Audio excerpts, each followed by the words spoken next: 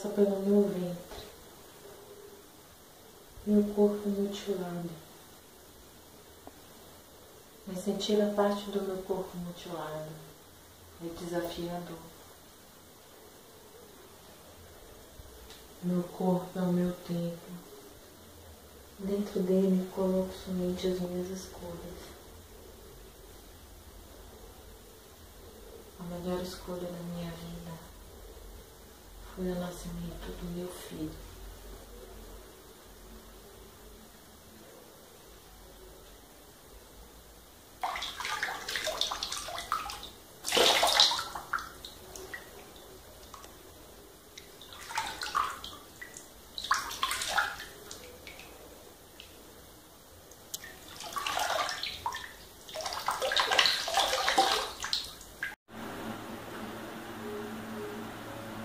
Porta-retrato revela as pessoas mais importantes da minha vida.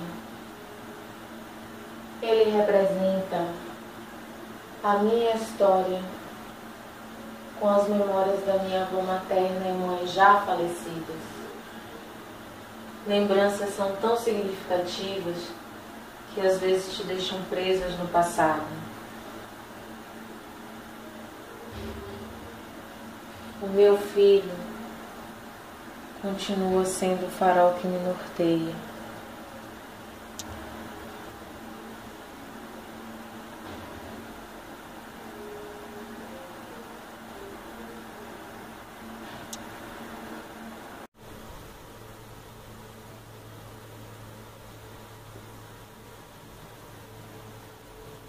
Mas as pessoas vêm e vão. Vem e vão. Vem e vão. Vem e vão. Vem. Lembranças são vestígios deixados na nossa existência. Marcas que nunca serão apagadas.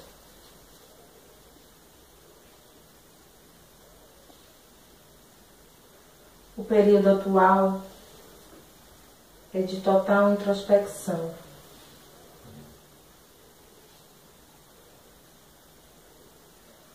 O que deixaremos para trás com a nossa partida?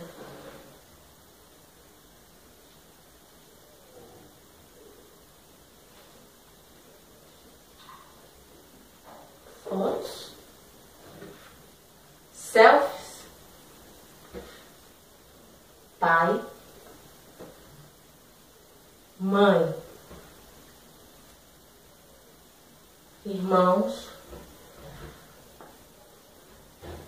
filhos, família, amigos, choro, tristeza, histórias, risos, alegria,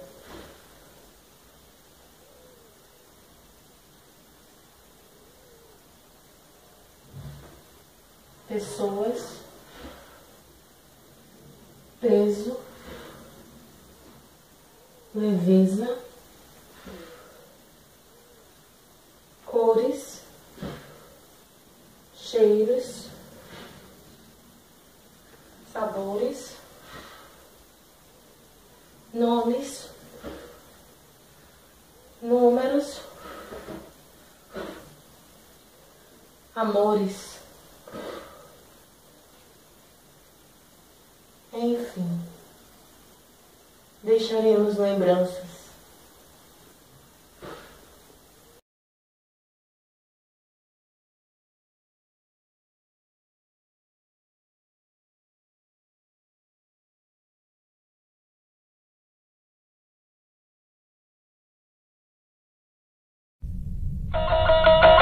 Tem a mente com dificuldade morte, desigualdade, justiça falha, poder e tristeza.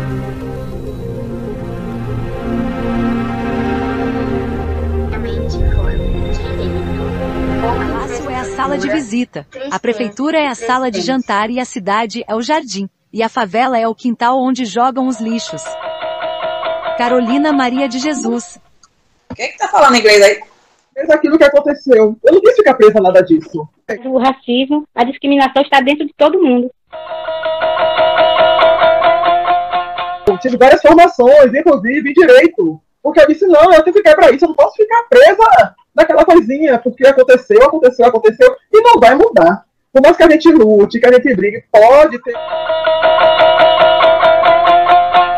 Ao mesmo tempo que a gente vê, se relaciona com esse contexto social, né, que a Catarina traz também, mas tudo é sobre você, assim, e essa autoficção, essas narrativas que a gente constrói, eu fico me perguntando de qual prisma a gente tem olhado para elas, assim, sabe?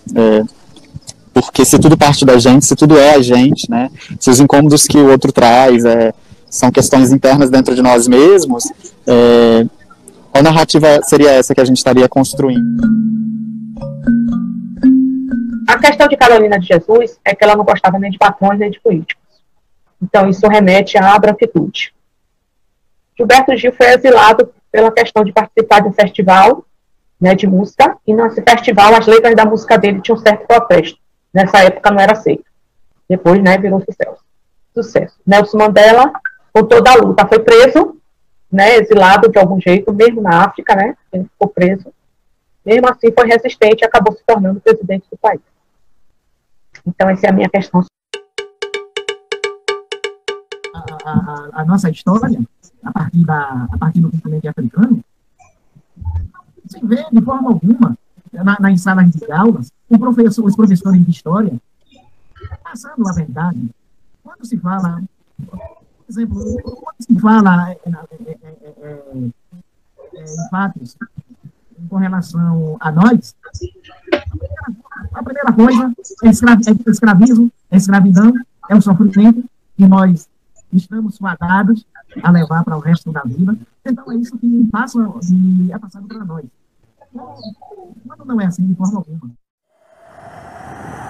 E foi as lembranças do meu casamento. E me dava muita satisfação eu fazer isso aqui. Eu fiz tudo, não comprei nada pronto. A ação que eu tive de fazer esses enfeites. Ontem eu estava dormindo e eu escutei meu pai chegar de viagem. Eu desci as escadas, como eu sempre faço, e virei no corrimão. E aí eu acabei batendo a minha testa, minha sobrancelha, na escada. E na hora doeu muito, eu comecei a chorar e eu acabei lembrando da minha apresentação que eu vou ter hoje. E eu achei que poderia ficar feio. E eles me levaram pro hospital, eu fiz os pontos e quando eu cheguei em casa eu dormi.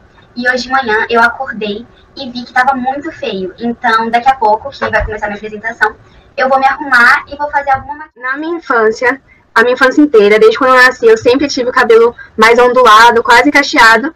E eu não sabia cuidar muito bem, porque eu era muito criança. E aí minha mãe também não sabia cuidar, porque minha mãe, quando ela tinha o cabelo ondulado, ela alisou. E aí, então, eu também não sabia cuidar do meu cabelo, também não sabia. Mas aí, um belo dia na escola, uma pessoa acabou passou a mão no meu cabelo e falou que eu não sabia pentear o cabelo. E nisso, ele começou a me zoar e os amigos também começaram a me zoar. E eu peguei e dei um socão na cara dessa pessoa, e aí a professora me tirou da sala e eu fui pra diretoria. E a diretora começou a brigar comigo. Cheguei em casa super indignada, super brava, contei toda a história pros meus pais, e aí meus pais chegaram lá, tiveram uma maior discussão lá com a diretora, e no final eles me tiraram da escola, e aí eu nunca mais vi a pessoa.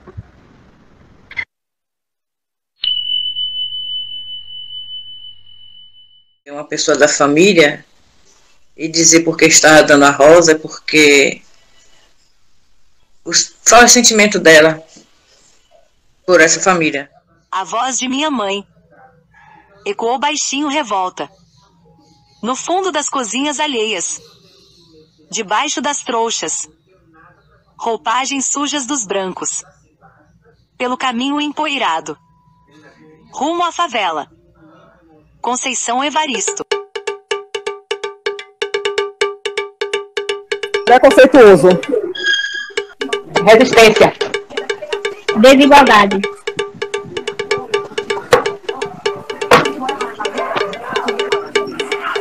Desigualdade. Desigualdade, justiça falha, poder e tristeza. Lugar de fala. Desenvolvimento. Roubar. Posicionamento. Hiperteza. Falsidade. Verdade. Sabedoria. Prosperidade. Ingênuo. Determinado. Otimismo. Insanidade. Coragem. Direito, pouca infraestrutura, tristeza e presidência. De que a rua não é perigosa, né? De que a rua em si ela não oferece perigo algum. A rua é lugar de trânsito, de passagem, enfim, né? De que o perigo tá ali. Gente, o perigo tá no Estado, que entra e comete chacina e chama isso de operação policial, sabe? O perigo tá indo muito além do que o jornal tá expondo, né? E é muito engraçado, porque quando você cita esse filósofo que ele vem abordando a questão da bionecropolítica, é só uma extensão e continuidade daquilo que Foucault já estava falando, né? Dessa coisa do Estado tá matando o tempo inteiro e chamando isso de uma política de segurança, né? Ué, mas que segurança é essa? Que eu entro na casa e eu já saio atirando, independente se tem criança, independente, sabe? Enfim. Eu comecei a entender muitos pontos que às vezes não parava para pensar, porque assim, o jornal, ele às vezes não coloca algumas coisas que precisam ser ditas, ou às vezes não coloca toda a reportagem, tudo que a gente precisa. Falar de um faraó e de um rei africano são realmente brancos, que na verdade não foi isso, como as novelas aí, as novelas brancas, quando na verdade não havia de forma alguma. Tutankhamon, Cleópatra, Amenófis, todos esses elementos eram pretos.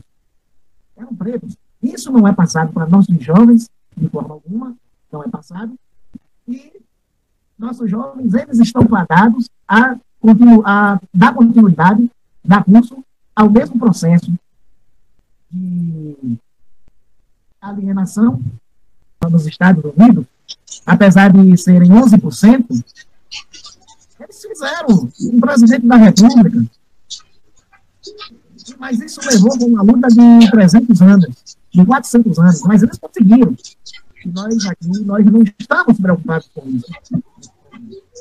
Num sistema onde o Estado é extremamente genocida, onde a população brasileira, né, que se diz laica, e a gente tem um Jesus que é branco, europeu, é difícil, né, você incutir na cabeça de um sistema extremamente religioso que Cristo é negro, né, que Cristo foi preto, o Cristo é preto, assim, mas tudo que é preto é demonizado, né, os orixás são demonizados, enfim, muito a desconstruir. Eu acho que nem é nessa minha geração, acredito que meu papel enquanto homem branco é talvez desenvolver uma política antirracista cada vez mais, enquanto eu tiver nessa passagem por aqui. Só que eu tenho absoluta certeza que esses frutos eu não colho nessa vida.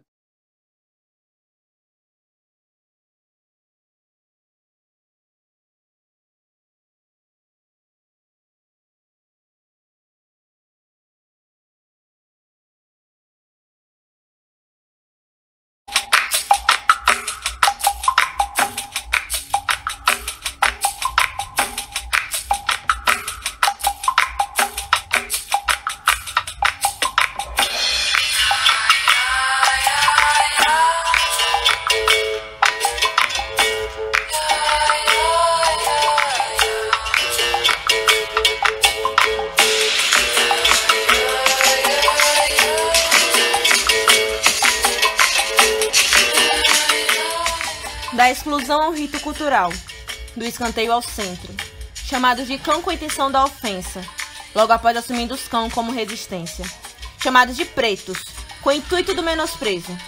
Já que é para separar, distinguir e colocar a margem, vamos reafirmar a prestitude. Óleo queimado no corpo, no meu, no seu, nas casas, os cão. As marcas que não se apagaram, agora um pulso em meio à multidão. Palmas, palmas, palmas, das mãos. Corre, corre, corre, se não quer se empretecer.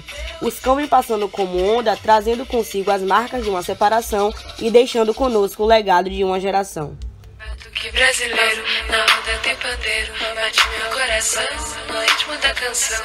Batuque brasileiro, na roda tem pandeiro, bate meu coração, no ritmo da canção. Batuque brasileiro, na roda tem pandeiro, bate meu coração, no ritmo da canção. Batuque brasileiro, na roda tem pandeiro, bate meu coração, no ritmo da canção. Batuque brasileiro, na roda tem pandeiro, bate meu coração, no ritmo da canção. Mas esse bastão passado para nós, agora foi distorcido. O que antes era um ato de distração acabou virando consumição. A brincadeira em algum momento deu lugar ao assédio. E a distração agora já não está tão saudável. O que nos faz refletir olhando o passado e pensar que isso é lamentável. Mas algumas coisas a gente conquistou. As mulheres ganharam espaço. E não só de careta, mas também como o cão encantou. O que antes era proibido, agora virou um rito. E mesmo com sua prática diminuindo, continuará sempre existindo, fazendo parte da tradição. Pois o que faz o carnaval de BVT especial é poder correr dos cão.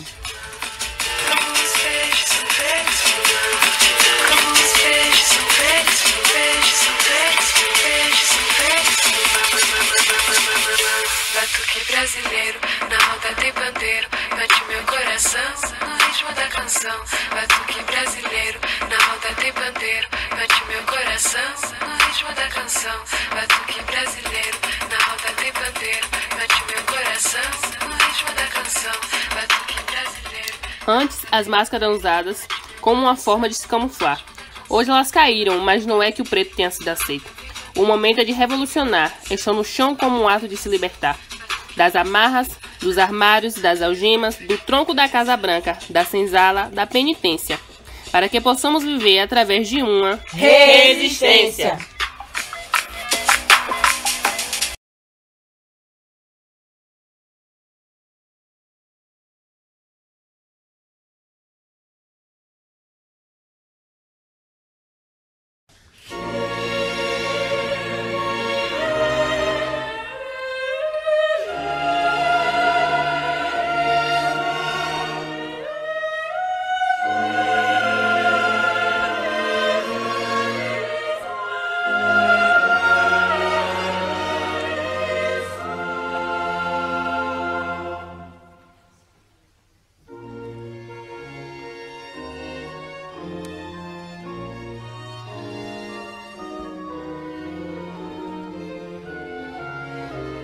Meu nome é Elisângela Cagé. Meu nome é Márcia. Eu sou Ângela Cristina Dantas de Oliveira. Eu sou Ruth Silva Nunes. Tenho 57 anos, moro em Salvador, no bairro do Vale das Pedrinhas.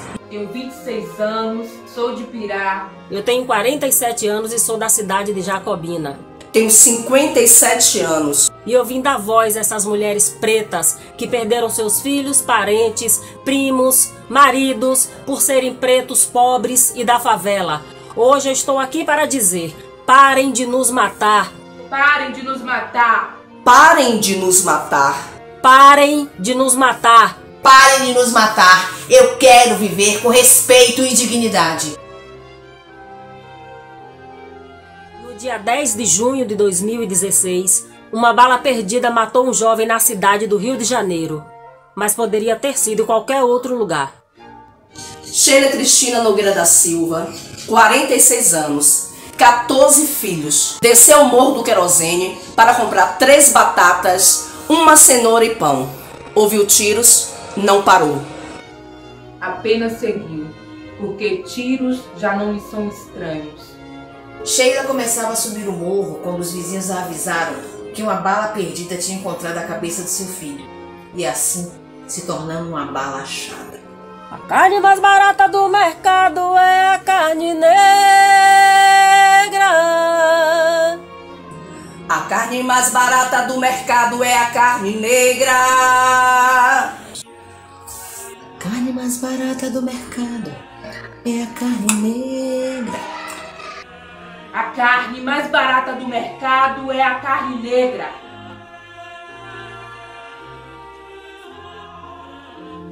Ela subiu a escadaria correndo, o peito afando, a mulher já estava quase sem ar. Na porta da casa já estava o corpo do filho coberto por um lençol. Ela ergueu o lençol e viu sangue. A mãe mergulhou os dedos e pintou o rosto com o sangue do filho. A morte do menino aconteceu na mesma manhã que era realizada a operação do golpe da Polícia Militar do Rio de Janeiro, no morro vizinho ao Morro do Querosene. Mataram o menino, mesmo que o menino teria um envolvimento com o tráfico de drogas. Meu filho, por que tão profundo sono tu te abandonas?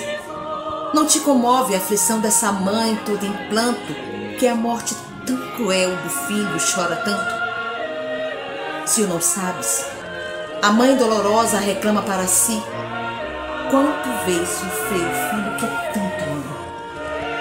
Pois quando ele aguentou em seu corpo desfeito, tanto suporta a mãe incompassível peito. Mas a fruta preciosa em teu seio nascida, a própria boa mãe dá para sempre a vida. E a seus filhos de amor que morreram na regra do primeiro veneno, a ti os ergue a entrega.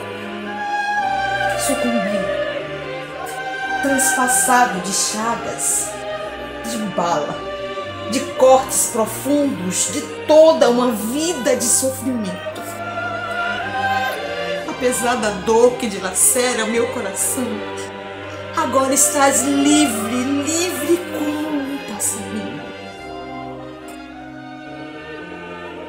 Doeu demais ver o sangue do meu filho derramado. Eu falei pra menina, cadê meu filho, você viu? Ela respondeu, não, não vi.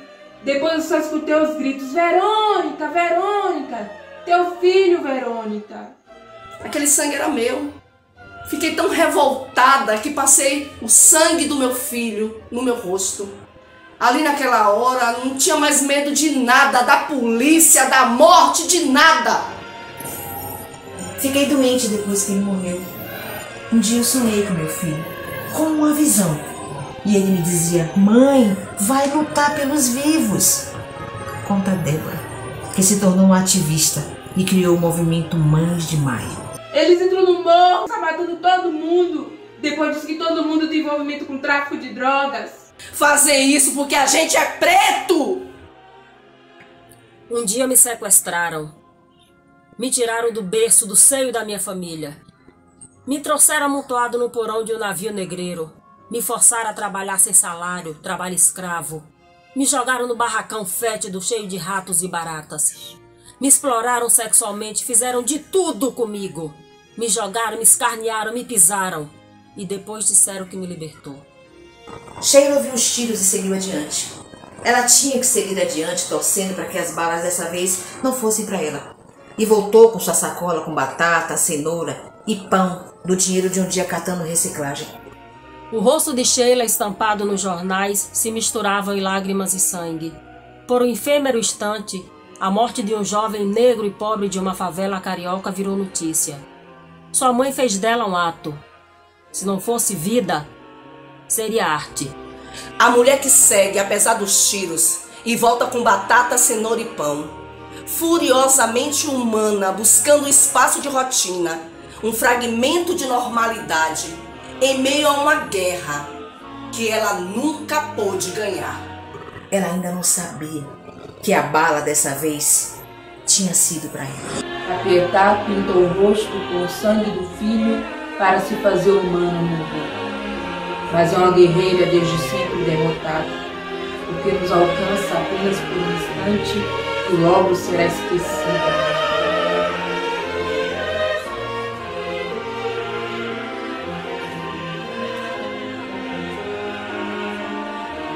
A cada 23 minutos, um jovem negro é assassinado no Brasil. A chacina de Acari, como ficou conhecida, ocorreu no dia 26 de julho de 1990. Os 9 policiais envolvidos na morte de 12 jovens, em 6 de fevereiro de 2015, no bairro do Cabula, bairro de classe média-baixa em Salvador. Os policiais foram absolvidos do crime de homicídio em decisão em primeira instância. Segundo a pesquisa do Instituto Datafolha, 62% dos moradores de cidades com mais de 100 mil habitantes têm medo de sofrer algum tipo de agressão de policiais militares. Quando 11 jovens, dentre eles 7 menores, moradores da favela do Acari, no Rio de Janeiro, foram retiradas de um sítio em Suruí, no bairro do município de Magé, onde passavam um dia por um grupo que se identificava como sendo policiais. A cada 23 minutos, um jovem negro é assassinado no Brasil. O caso ganhou repercussão dentro e fora do país e ficou conhecido como a Chacina do Cabula, já que todos os mortos eram negros e só 2 tinham passagem pela polícia. A pesquisa também mostrou que 53% temem agressões de policiais civis. 96,9% das pessoas assassinadas pela polícia na Bahia em 2019 eram negras. Das 489 vítimas por intervenção policial identificadas, 474 eram pretas e pardas. Já os policiais alegaram legítima defesa e classificaram as mortes como autos de resistência. Genocídio da população negra é a expressão que melhor se enquadra à realidade atual do país. É uma guerra declarada contra o povo preto. E guerras que não se podem ganhar não são guerras, são massacres. Os negros, pretos e pardos são 75% dos mortos pela polícia. Eu me sinto refém, ameaçada, diminuída. Um nada, assim como os meus semelhantes. Eu não sou cidadão de segunda categoria, não, meu irmão. Eu exijo respeito. Só matam pobre, negro, de família negra. Amigos e vizinhos também negros e pobres. Guerras que não se podem ganhar não são guerras, são massacres. Em fevereiro de 2020, um policial abordou um jovem de 16 anos no bairro de Paripe. As imagens mostram que o PM deu chutes e murros no rapaz só porque estava usando um cabelo no estilo Black Power. Eu exijo respeito! E a polícia ainda afirmou pro menino: você pra mim é um ladrão, você é vagabundo. Olha essa desgraça desse cabelo aí. Tira aí o chapéu, vá, tire essa desgraça aí. Você é o quê? Você é trabalhador ou é viado? A carne mais barata do mercado é a carne negra.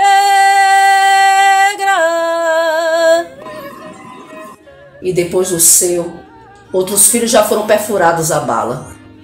E seu sangue corre por becos, vielas e escadarias, misturando-se ao esgoto dos rios e riachos contaminados que passam pelas periferias. A Pietá da favela não ampara o corpo morto do filho, como na imagem renascentista, porque aqui não é renascenças. Neste gesto, ela denuncia 2 tragédias. O genocídio da juventude negra que desta vez alcançou o seu filho e o fato de que genocídio é uma palavra que no Brasil já não diz. Se para a dor de uma mãe que perde um filho não há nome, não existe palavra que dê conta. É porque as palavras existem, mas já não dizem. Porque se não há escuta, não há dizer. A carne mais barata do mercado é a carne negra. As palavras tornam-se cartas enviadas que jamais chegaram ao seu destino. Cartas extraviadas, perdidas de um endereço sempre errado. Uma casa já desabitada, não há ouvidos, não há resposta. Num país em que as palavras deixam de dizer, resta o sangue. No nosso país, as palavras são fantasmas. E esse é o golpe. E a carne golpeada é sempre a carne negra, a carne indígena, a carne LGBT. E o golpe segue se repetindo,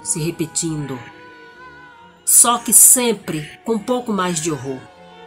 Porque as palavras mudam, o pensamento avança, mas o golpe continua se repetindo.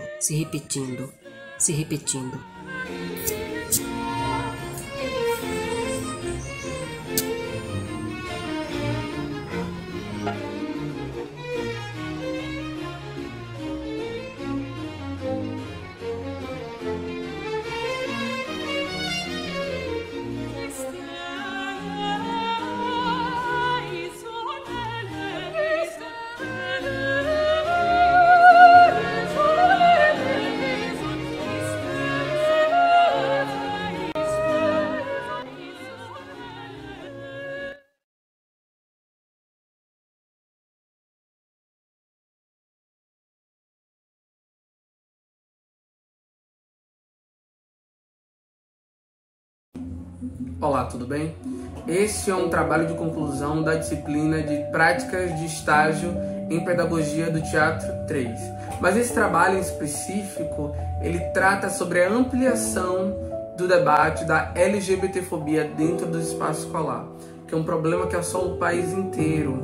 Então eu peço para vocês que ao longo do processo de assistir esse vídeo e depois que vocês pensem como eu posso resolver esse problema. Mas eu quero que vocês pensem em formas práticas como resolver esse problema.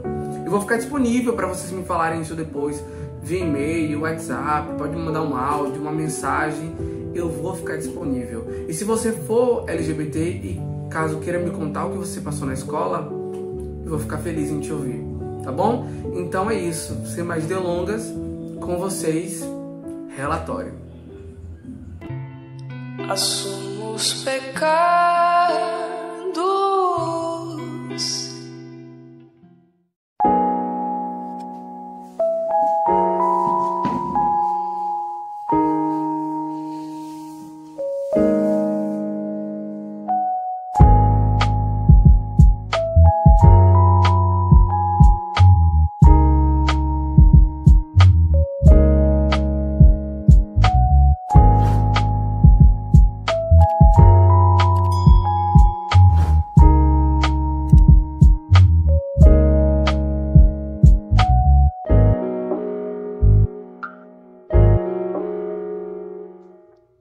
Escola para mim foi um pouco traumático. Eu nunca tinha colegas ou amigos porque ninguém queria se aproximar de mim. Aí sempre fui visto como esquisito da turma. Eu nem saía pro intervalo, gostava de ficar sentado na cadeira para que ninguém me notasse, porque só o fato de eu levantar e demonstrar alguns trejeitos já era motivo de eu ser humilhado, xingado e até agredido, tanto verbalmente quanto fisicamente. Então eu sempre quis ser invisível. E para a escola, para mim, era um tormento, era uma tortura. Justamente por causa desse sofrimento que eu passava dentro da sala de aula. Por não ter ninguém para conversar, por não ter ninguém para me desabafar, por não ter ninguém que me apoiasse. Eu era adolescente, estudava e tinha muitos meninos que ficavam falando mal de mim. Eu passava, eu já ouvia, mas apesar de tudo eu me dava melhor com os meninos, porque eu jogava bola, porque eu tinha coisas, reparei que tinha coisas mais em comum com eles. E um dia assim normal, eu desci, né, no meio do intervalo assim para ir até o banheiro das meninas, e duas meninas falaram: o que você tá fazendo aqui? Você não é homem? Vai pro banheiro dos meninos. E aí começaram a me ofender e foi muito inesperado essa reação delas e essa violência, essa agressão. Foi muito inesperado. Mas é claro que se eu fosse tentar ir no banheiro dos meninos, eu não ia conseguir também, né? E a coisa foi chegando a tal ponto que eu segurava a vontade de ir ao banheiro. Também chegou no ponto de eu entrar na fila da merenda, que também tinha uma fila para meninas e outra fila para meninos, e eu entrava em uma e me expulsavam da fila, eu entrava em outra e me expulsavam, e eu ficava pensando: o que será que eu sou, né? As meninas me chamavam de homem, né? E os meninos me chamavam de sapatão. Então que eu não era homem. E eu ficava sem saber o meu lugar. Era uma terça-feira.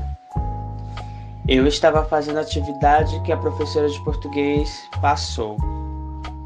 O segundo horário ficou vago e eu chamei minhas amigas para ir ao banheiro comigo, para elas ficarem na porta, para que os meninos não mexessem comigo.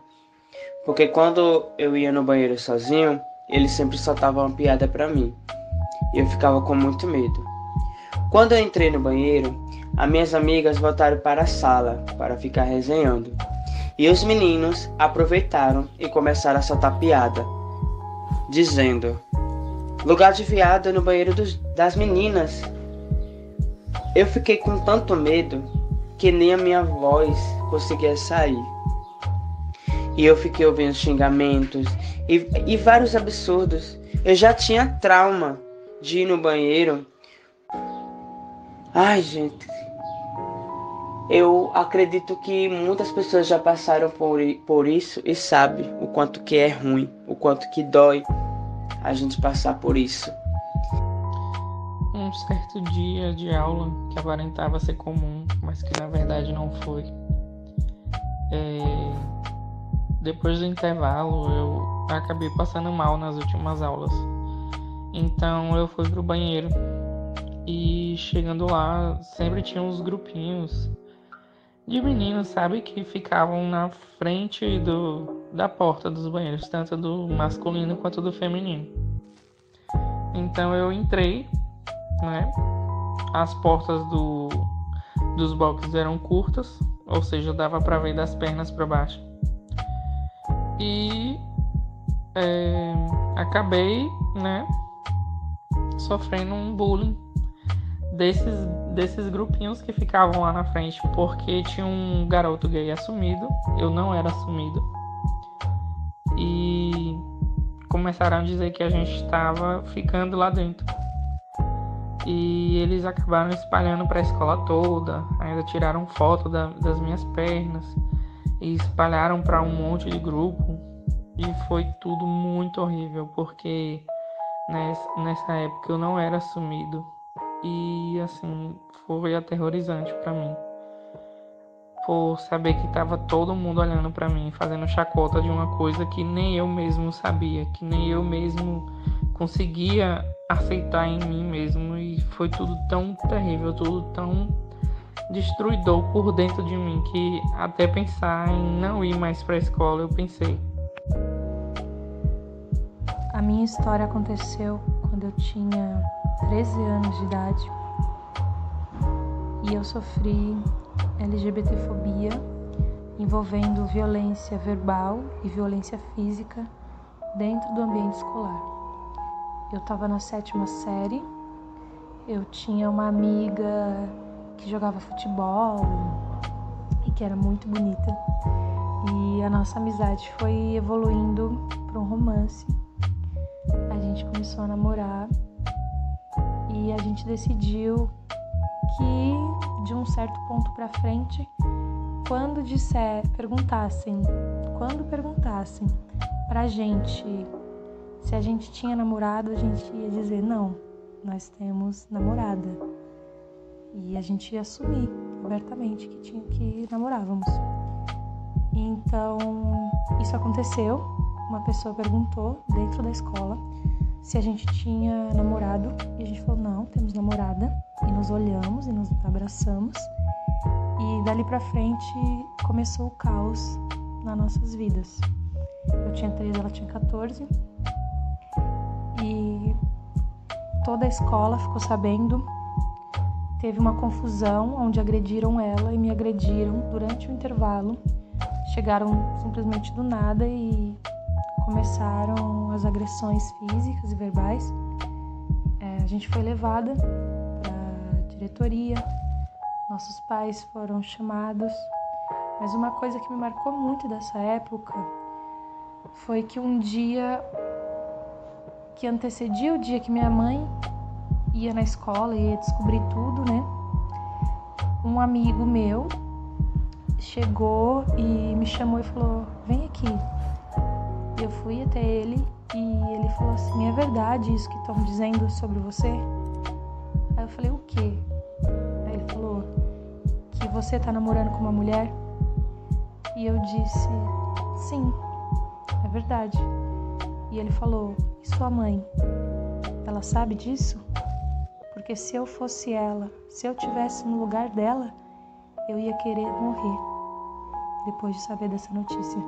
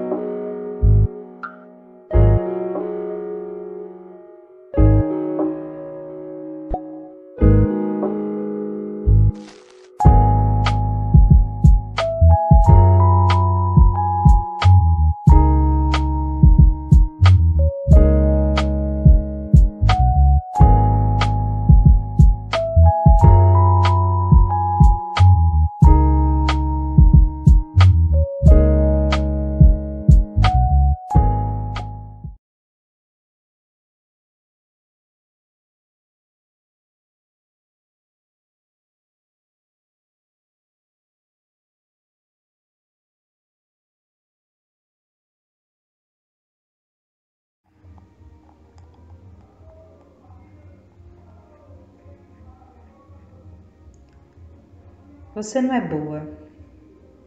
Você não pode fazer isso. Por que você não faz como sua irmã? Por que você não faz como quando eu tinha sua idade? Você precisa fazer isso melhor. Eu lutei muito para não ser como você. É assim que você faz as coisas? Essa casa precisa ser limpa. Você precisa emagrecer. Já fez o almoço? Vão comer o quê? Qual a rotina do seu filho? Isso não tá certo. Você não é boa. Isso vai demorar muito. Não vai dar certo. Você precisa mudar. Quantos quilos você pesa? Qual dieta você segue? Seu filho ainda mama? Você tá descuidada, a cozinha tá suja. Eu sempre deixo tudo limpo. Você não é boa. É isso que você faz quando tá em casa? Você é lenta. Você é relaxada. Você é descuidada. Você trabalha pouco.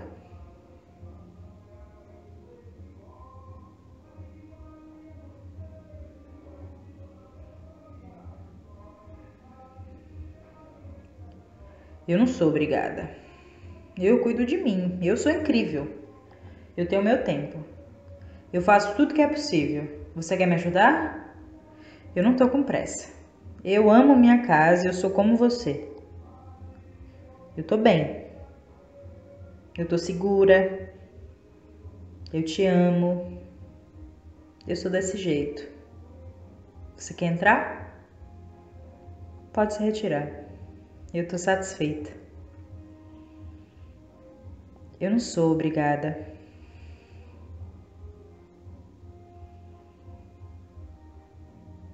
Eu como você.